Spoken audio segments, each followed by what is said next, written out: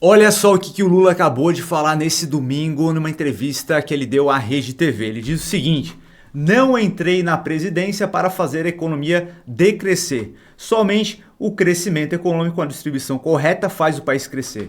O crescimento tem que ser distribuído, não é ficar concentrado na mão de meia dúzia. Então, é aquele velho discurso do nós contra eles, o proletariado contra o empresariado, como se isso fosse resolver alguma coisa. E essa narrativa acaba sendo somente um aceno para a classe menos favorecida de que, estou lutando pelos seus direitos, mas na prática, qual é a medida que você vai fazer para distribuir essa renda aqui? Não há, simplesmente é uma narrativa para mostrar que eu me importo de algum modo, né? Então a galera acaba comprando esse tipo de narrativa que é muito fácil de falar, né? E ele fala, as coisas vão dar certo. Eu vejo o mercado falar bobagem todo dia, não acredite nisso. Eu já venci eles, o mercado financeiro no caso, né? E vou vencer outra vez. Então não é para acreditar no mercado financeiro, é para acreditar em mim, é para acreditar nos políticos. Muito bem, show de bola. Para refrescar a tua memória, o próprio governo falou que eles estavam trabalhando num pacote de ajustes fiscais que seria apresentado logo após as eleições, no dia 27. Chegou as eleições do dia 27, a gente viu que não aconteceu nada, aí foi perguntado ao Haddad e falou que não tinha previsão para apresentar esse pacote de corte de gastos. Logo em seguida, no dia 6, foi afirmado que eles estavam no momento final ali, né? Faltavam só duas coisas que eram simples de serem resolvidas para poder apresentar e até o presente momento não apresentaram nada, né? E na última sexta-feira fizeram uma reunião com todos os ministros, tudo mais, uma reunião que demorou mais de 3 horas e ao final da reunião nenhum ministro acabou dando nenhuma entrevista à imprensa falando sobre nada. E agora essa semana é uma semana de expectativa, né? O mercado tá pressionando o Lula e o Lula acabou falando isso ali no domingo, né? E o Lula sabe muito bem da importância dos cortes de gastos, só que é aquela, né? Ele acaba batendo no mercado ali para poder fazer uma média, mas na prática, na própria matéria, ele fala o seguinte, né? Lula sugeriu que Congresso e Judiciário também têm responsabilidade e devem ajudar o governo federal a colocar as coisas em ordem. Ou seja, ele sabe que precisa colocar as coisas em ordem, né? Se fizerem cortes naquilo que é excessivo em suas respectivas áreas, Lula voltou a citar montante de recursos disponível para senadores e deputados por meio das chamadas emendas parlamentares. E a gente acaba percebendo que o Brasil ele tem um alto gasto com funcionalismo aqui no Brasil, um dos maiores gastos do mundo, conforme a gente consegue ver aqui pela pesquisa feita pelo CNI, né? Despesas com servidores no Brasil está entre as mais elevadas entre mais de 70 países, aponta a CNI. O país gasta 13,4% do PIB com funcionalismo, que coloca em 6º lugar no ranking. A principal explicação é a vantagem salarial dos trabalhadores do setor público em relação à iniciativa privada. Se a gente olha para o judiciário mesmo, então o judiciário é uma loucura, né? A justiça no Brasil gasta 1,6% do PIB e é a mais cara do mundo, né? Se a gente dá uma olhada aqui na matéria, a gente percebe que no Brasil, o sistema judiciário ele gasta mais do que países desenvolvidos, a média dos 59 países aqui e países emergentes. Então, países emergentes gastam 0,5% e o Brasil gasta 1,6% do PIB. Isso aqui é um absurdo. A gente percebe aqui a escalada, né, ao longo dos anos, cada vez mais os tribunais de justiça recebem mais do orçamento público. E a gente comparando aqui o gasto com polícia, bombeiros e o sistema carcerário, a gente percebe aqui que o somatório do que é gasto com polícia, com os bombeiros e o sistema carcerário, os tribunais de justiça recebem mais dinheiro, ou seja, o órgão que julga ganha muito mais do que todo o restante da estrutura, com policiamento ostensivo, policiamento investigativo, a parte dos bombeiros, o sistema carcerário como um todo. Então, um órgão que julga ganha mais do que todo o resto do sistema acumulado, né? Então é um negócio absurdo. E tudo isso acaba impactando muito no orçamento público. Se a gente dá uma olhada aqui no orçamento de 2023, a gente percebe que quase metade do orçamento foi para pagar juros e amortizações da dívida, que vem aumentando cada vez mais para poder manter toda essa estrutura. E se a gente tem um endividamento aumentando cada vez mais, sabe o que vai acontecer? No futuro vai dar uma merda do cacete, né? Então a gente precisa rever isso para que as contas públicas se tornem superavitárias, para que a gente possa fechar a torneirinha. Porque se a gente deixa ela correndo, cara, uma hora vai... Você sabe, né? Vai dar merda. Então a gente precisa verificar isso. Outro ponto aqui bastante importante é previdência social, que é o segundo maior gasto aqui do orçamento, mas isso é papo para outro vídeo. E apesar do Brasil gastar pra caramba, ele gasta mal, né? Porque se a gente olha outros gastos que agora são muito importantes, como gasto com saúde, o Brasil ocupa a penúltima posição no ranking de gastos públicos em saúde, segundo o próprio IBGE. A avaliação da conta satélite de saúde foi feita em 13 países e utiliza o Produto Interno Bruto como base comparativa. A gente consegue perceber aqui também que o Brasil é o terceiro pior entre 42 países, segundo o relatório da OCDE sobre educação. O Brasil investe $3.000 por aluno na educação pública, ante a média dos países da OCDE de mais de $10.000 por aluno, né? Então o Brasil ele arrecada muito, a carga tributária é muito pesada em relação ao cidadão, mas o país gasta muito mal aqui. A gente percebe também ainda na parte de educação que no Brasil o investimento no ensino superior é 4 vezes maior do que no básico, aponta relatório internacional. E aqui é do próprio CNM, tá? Órgão do governo aqui falando em relação a isso. Isso acaba gerando desigualdade, né? Porque se você investe mais no sistema superior de ensino,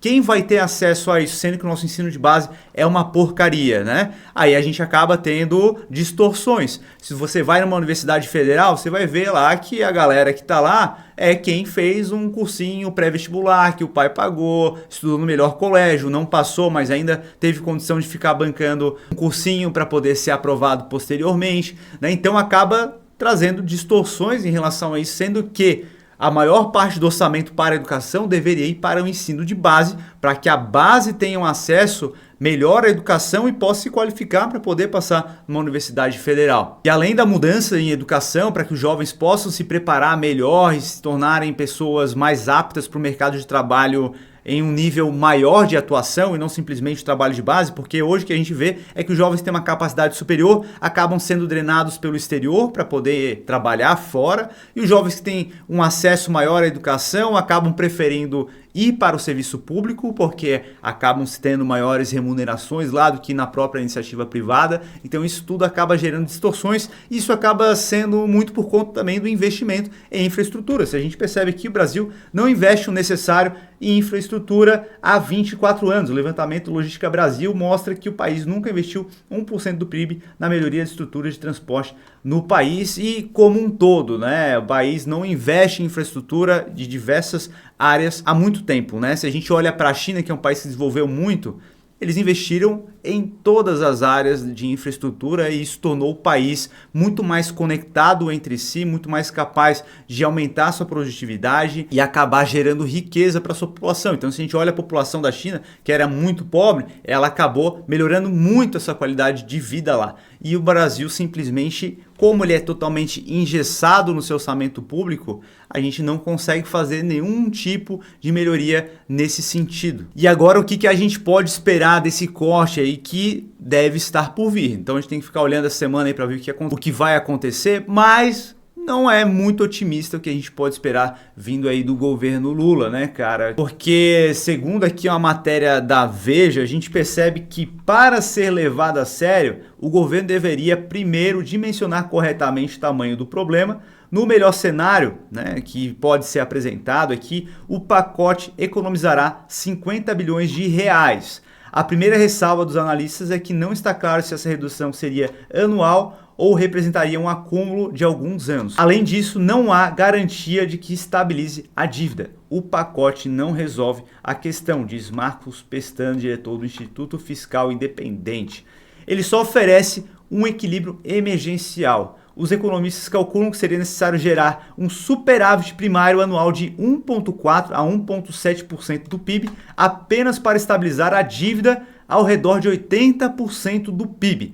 Como o Brasil já está deficitário, isso significaria promover um corte equivalente a 3% do PIB, ou cerca de 400 bilhões de reais. A cifra pode ser ainda maior com a alta dos juros. Ou seja, você acha que o governo vai projetar algum tipo de corte na ordem de 400 bilhões? Isso aqui é o que se estima para que as contas ficassem redondinhas, ficassem bacana o negócio. Cara, não vai vir algo nesse sentido. É por isso que o país ele tem esses voos de galinha, né? É muito difícil a gente transformar em um país que de fato começa a crescer numa taxa absurda conforme aconteceu na própria China. A gente tinha muita capacidade disso acontecer, no entanto, o que a gente tem de conjuntura é muito difícil. Por isso que é tão importante você aí que já investe ou está pensando em investir, não manter todo o teu dinheiro no Brasil. É claro que a gente traz essas notícias que não são animadoras, mas investir aqui, principalmente em renda fixa,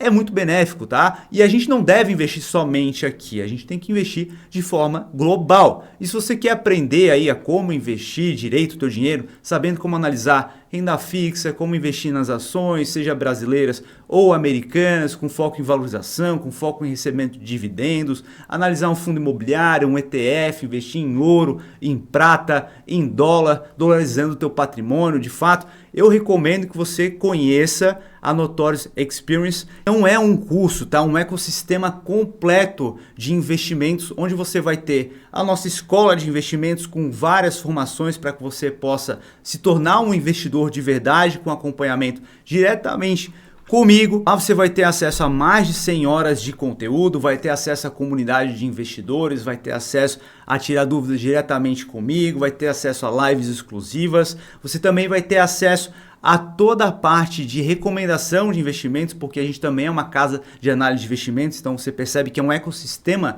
de investimentos que é extremamente completo, então você vai ter lá todas as recomendações com alertas de oportunidade feitas por analistas certificados para investir em renda fixa, em ações no Brasil, no exterior, com foco em valorização, em dividendos, fundos imobiliários, criptomoeda, tudo isso com relatórios de cada ativo, fundamentando a tomada de decisão, com preço de compra, quando comprar, quando vender, com canal de alerta no WhatsApp para você ter acesso a todas as recomendações na palma da mão. Também tem grupo com analistas e, além disso, a gente também é um escritório vinculado a várias corretoras como a XP Investimentos, a Ágora, a Avenue, e a gente consegue atendimento diferenciado para os nossos clientes. Então, por vezes, você aí que não é um cliente, que ainda não tem R$1 milhão investidos, a gente consegue condições para você similares a quem já tem R$1 milhão investidos. Então, é um benefício muito interessante. Então, por exemplo, você vai ter acesso lá na XP, por exemplo, a cartão Black, com acesso à sala VIP, pontuando até 2,2 pontos por dólar gasto lá na Livelo, ou então com sistema de investback. Sem anuidade, você vai ter acesso a taxas private de investimento em renda fixa. Então, por exemplo, você vê lá uma taxa de 12% quando tu abre a tua corretora. Para clientes nossos, a gente consegue liberar uma taxa mais atrativa para você investir naquele investimento que você já investiria. Você tem acesso a spread reduzido para investir no exterior. Então, você abre a conta lá, você vai ter um spread X. Para quem é nosso cliente, o spread é bem menor, é reduzido. Você vai ter acesso a 100% de cashback em investimentos que você possa fazer que gere comissão para escritórios de assessoria. Como a gente não é escritório de assessoria e sim consultoria, a gente não recebe nenhuma comissão dos investimentos que a gente recomenda. Então, qualquer investimento que paga comissão, essa comissão volta para você.